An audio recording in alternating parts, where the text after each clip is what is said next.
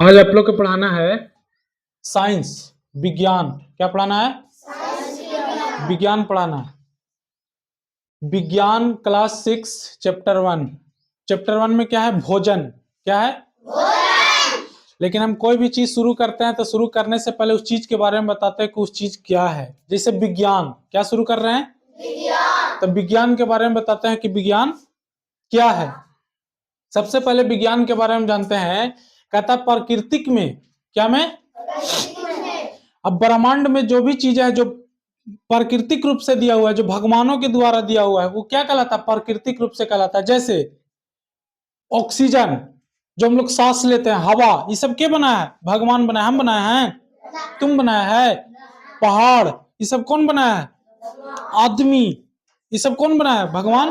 तो वह सारी चीजें जो भगवान बनाए हैं, जो जिनके प्रकृति के द्वारा बनाया गया, वो क्या है? प्राकृतिक। प्राकृतिक में उपस्थित पदार्थों के क्रमबद्ध, क्रमबद्ध माने लगातार, क्रमबद्ध माने क्या होता है? लगातार। क्रमबद्ध माने होता है लगातार। तो वही कहता है कि प्राकृतिक में उपस्थित पदार्थों के क्रमबद्ध अध्ययन, अध्ययन माने होता है किसी चीज को पढ़ना, किसी चीज को जानना। तो प्राकृतिक में, प्रकृति में उपस्थित पदार्थों के क्रमबद्ध अध्ययन से ज्ञान प्राप्त करने और उस ज्ञान के आधार पर वस्तु को प्रकृति और व्यवहार जैसे गुणों का पता लगाने को ही क्या कहते हैं? विज्ञान कहते हैं। ध्यान से समझने का प्रयास कीजिएगा जरा। कहता है कि प्रकृति में, हमारे ब्रह्मांड में, हमारे जो दुनिया में उपस्थित जितना भी चीज है, पदार्थ, पदार्थ के मतलब समझते हैं आप लोग? नहीं, वो सारी चीजें जो स्थान घेरता हो, जिसका कुछ न कुछ द्रव्यमान हो, क्या हो? वो क्या कहलाता है? पदार्थ कहलाता है। जैसे ये क्या है? मार्कर। क्या है? अगर इसको तौलेंगे तो कुछ न कुछ वजन होगा कि नहीं होगा? अच्छा, इसको कहीं रख देंगे तो कहीं पर स्थान घेरेगा कि नहीं घेरेगा? जैसे हम यहाँ पर ही रख देते हैं, बताइए इतना दूर स्थान घेरा कि नहीं घेरा?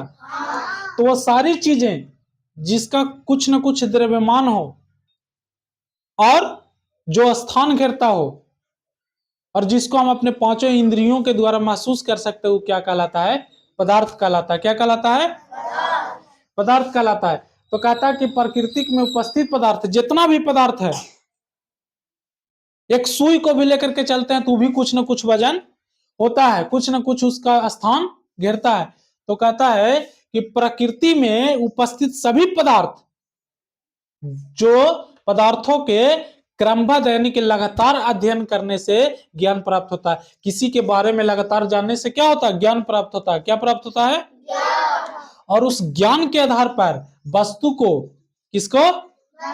वस्तु को प्रकृति और व्यवहार जैसे गुणों के पता लगाने को ही क्या कहते हैं? विज्ञान कहते हैं। क्या कहते हैं? विज्ञान कहते हैं। अब क्या बोलते हैं? प्राकृतिक में उपस्थित पदार्थों का लगातार अध्ययन करने से, जो हमारे ब्रह्मांड में प्राकृतिक रूप से जो दिया गया है उसके बारे में अध्ययन करने से जो हमको ज्ञान प्राप्त होता है, क्या प्राप्त होता है? ज्ञान प्राप्त होता है। और उसी ज्ञान के आधार पर जो हम वस्तु की, किसी भी वस्तु के प्रकृति और व्यवहार जैसे गुणों के बारे में अध्ययन करते हैं, पता लगाते हैं, उसे क्या कहते हैं? विज्ञान। सबसे पहले आपको बता दें कि इससे आखिर विज्ञान पढ़ना क्यों जरूरी है। सबसे पहले माइंड में सवाल यही आ रहा होगा कि सर आखिर विज्ञान पढ़ना क्यों जरूरी है? क्या विज्ञान ना पढ़ेंगे तो जिंदगी ना चलेगा? हम बोले कि चलेगा। क्या होगा? चलेगा। लेकिन विज्ञान के बिना जिंदगी अधूरा है, विज्ञान के बिना दुनिया अधूरा है। जैसे आप लोग घर में दूध देखते होंगे, क्या देखे हैं? अच्छा, दूध से दही बने तो आप लोग देखे हैं? ये क्या है? साइंस है तो है। क्या है? साइंस है। जैसे दूध रहता है, क्या रहता है? दूध। दूध में दादी जोरन डालती है। क्या डालती है? जोरन डालते, खट्टा पदार्थ डालती है, और उसके बाद ही सुबह क्या बन जाता है? जमकर। लेकिन अगर हमको पास विज्ञान का नॉलेज ना रहे, अगर हमको इस चीज का जानकारी ना रहता, दूध भी रहता, जोरन भी रहता, बताइए, आप लोग दही बना लेते हैं? नहीं बना लेते। काहे नहीं बनाइएगा? क्योंकि नॉलेज नहीं है कि दूध से दही कैसे बनेगा। इसी को बोलते हैं क्या? साइंस। क्या बोलते हैं? इसको बोलते हैं केमिकल साइंस। इसको केमिस्ट्री में पढ़ना है। क्या में पढ़ना है? आप लोग देखे होंगे मोमबत्ती के जले, देखे हैं मोमबत्ती के? अच्छा, कभी गौर किए हैं कि आखिर मोमबत्ती काहे जलता है? ये सब क्या है? साइंस है। क्या है?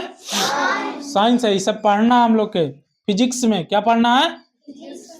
अच्छा, मौत का कुआं देखे? मौत का कुआं आप लोग? मौत का कुआं में क्या होता है?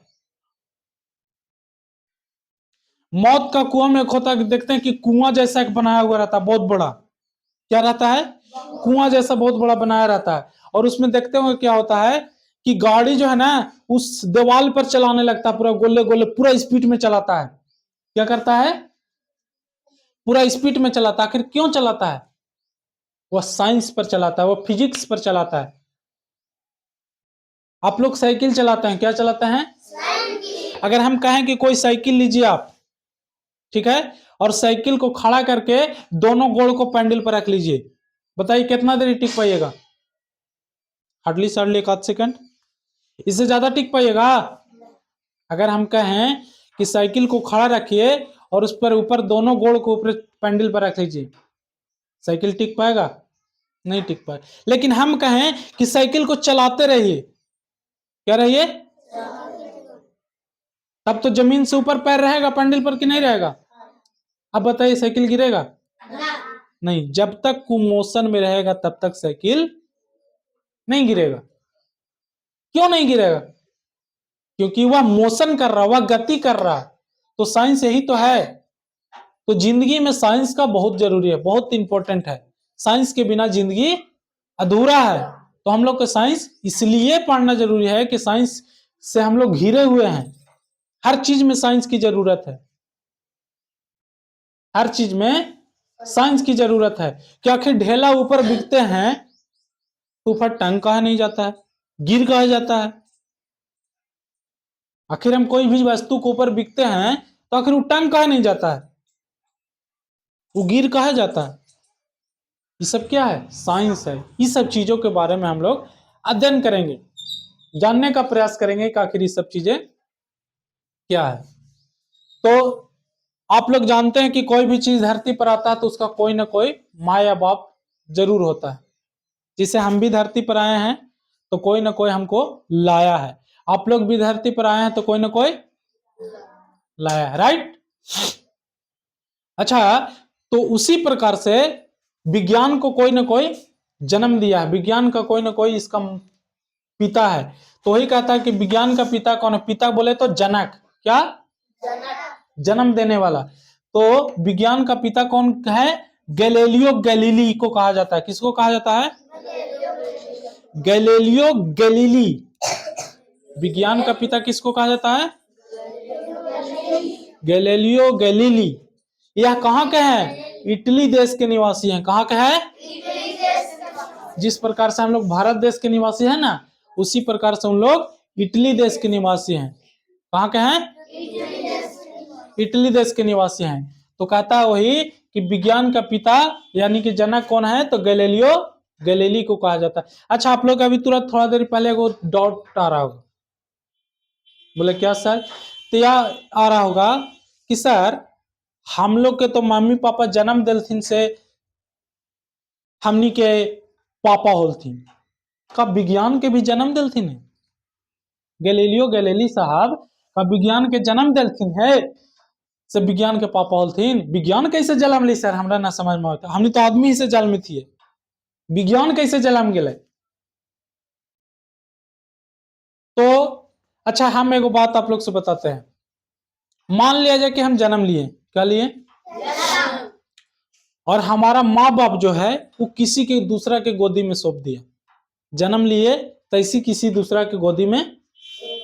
आप बताइए कि मेरा माँ बाप कौन है? जिसके गोदी में हम गए, जिसके गोदी में हम गए उसी का हम बेटा हुए ना। हमको तो पता नहीं है कि हमको कौन जन्म दिया। हम तो उतनी घड़ी जानते नहीं है कि हमको कौन जन्म दिया।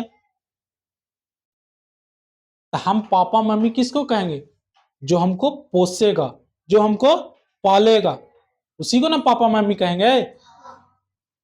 हमको क्या पता कि कौन जन्म दिया है कि कौन नहीं दिया है। तो जिसके गोदी में हम गए वही हमारा क्या कहलाएगा? माँ बाप कहलाएगा।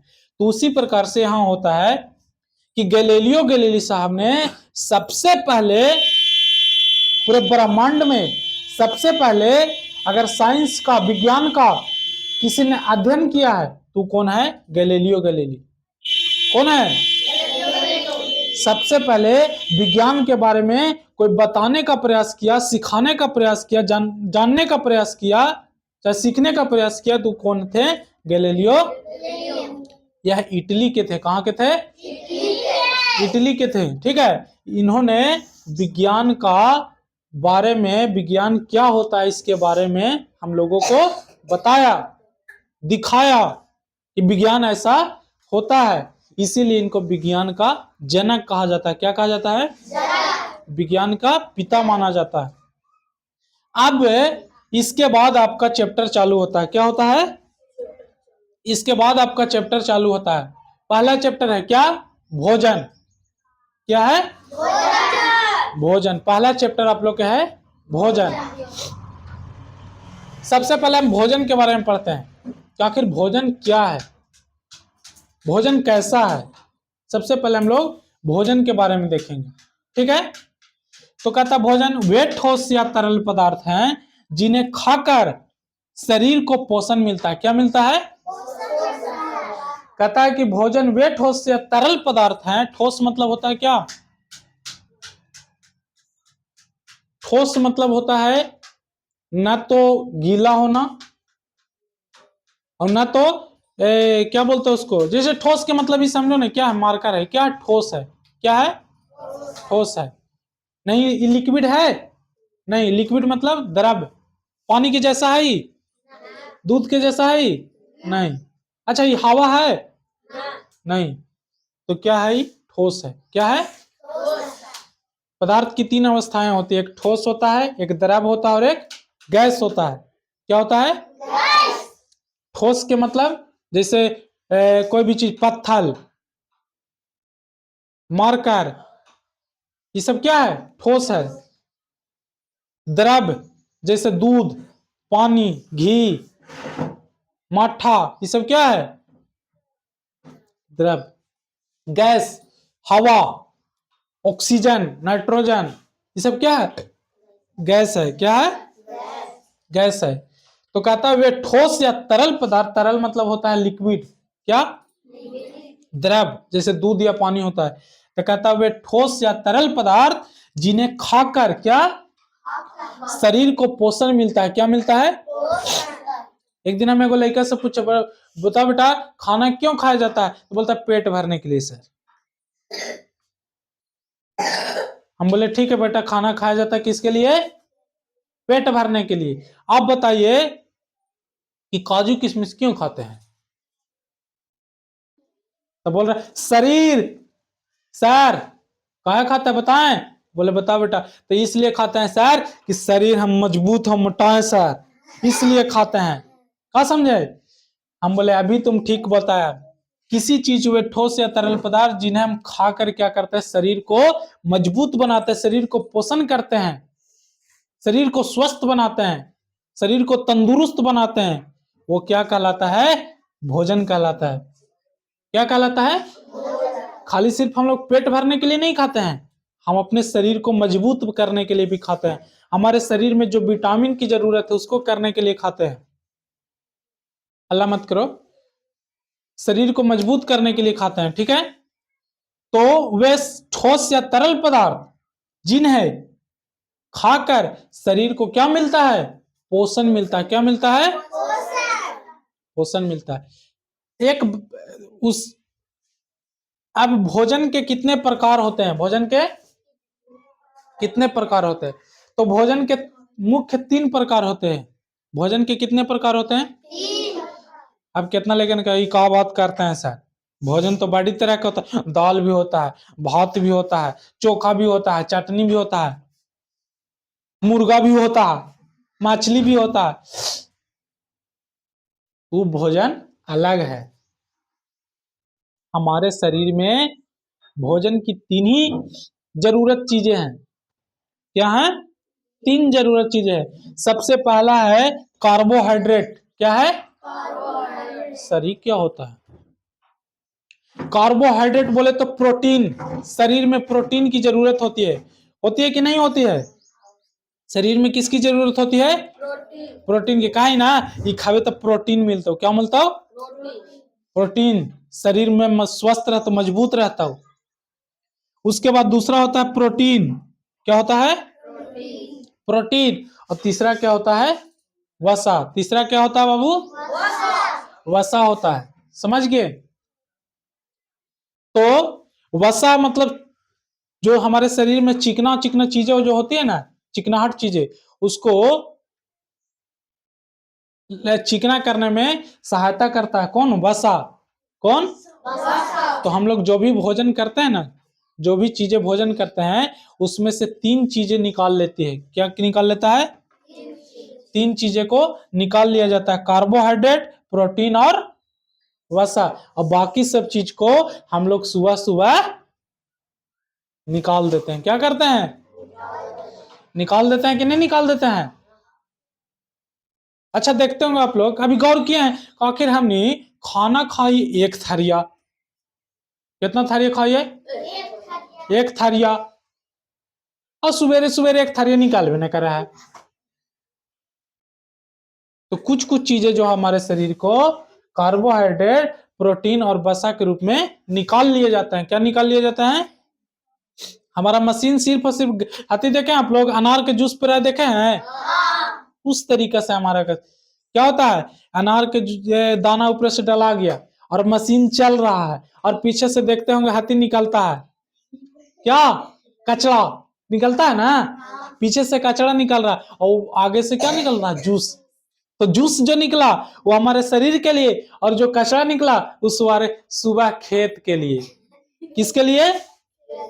खेत के लिए। उन लोग को भी तो प्रोटीन, खेतों के तो खैर गोबर गैस की जरूरी है ना,